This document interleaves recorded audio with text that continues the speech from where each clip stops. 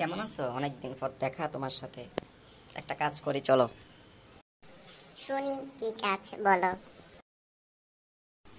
এখন ফেসবুকে একটা ট্রেন্ডিং চলছে না, ওয়াটার বটল ট্রেন্ডিং, যে একটা ল্যাম্প পোস্টের সামনে গিয়ে উপরের দিকে পানি ছড়ে বোতলটা টিপ দিলে পানিগুলো চারদিকে ছড়ায়।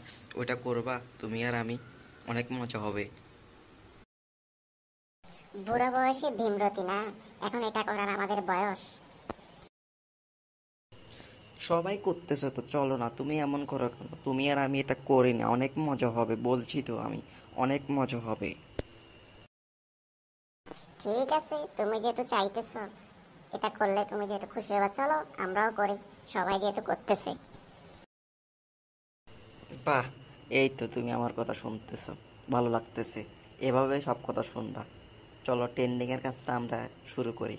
অনেক ভাইরাল হবে ফেসবুকে বা ইউটিউবে, অনেক ভাইরাল হবে। চলো এটা করি, ফেসবুকে পোস্ট করব, দেখবা রাতারাতি আমরা ভাইরাল। 2 cartoon viral.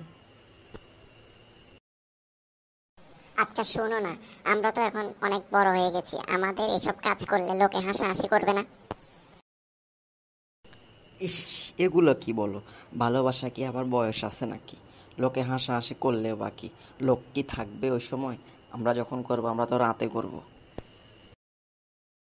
তো ক্যামেরাম্যান হিসেবে কাকে নেবা?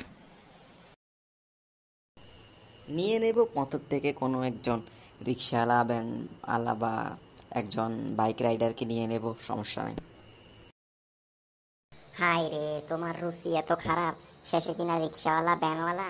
একজন ভালো দেখে ক্যামেরাম্যান ঠিক করো, তারপর আসো আসো করতে এসো। যদি ঠিকঠাক মতো না হয় তাহলে ফেসবুক ইউটিউবে যে ভিডিওগুলো দেখবে তারা হাসাহাসি করবে, বুঝছো? আগে একজন ভালো ক্যামেরাম্যান ঠিক করো, তারপর এসব করতে এসো।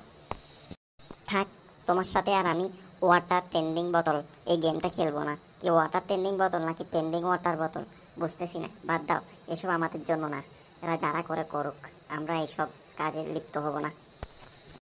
তুমি না সব কিছুতে বাড়াবাড়ি করো, কেন এমন করো আমি বুঝি না।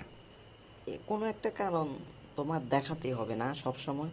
আমি বললাম হয়ে যাবে, তুমি মানতেছো না। আমি এখন ক্যামেরাম্যান কই পাই?